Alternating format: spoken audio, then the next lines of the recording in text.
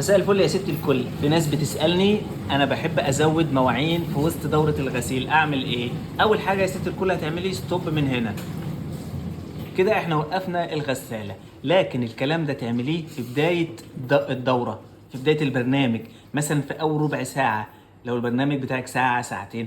انما في نص البرنامج لا، لان بيكون المسحوق اشتغل ونزل والكلام ده كله.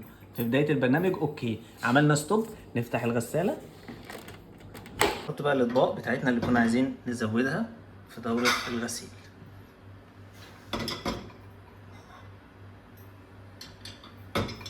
كده. وزودت المعالق هنا كمان، وكده بقى ايه، اشغل واكمل عادي جدا، مفيش اي مشكلة.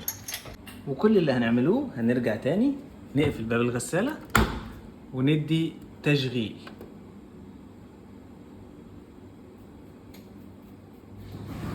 ايوه كده شغالة والصوت اشتغل.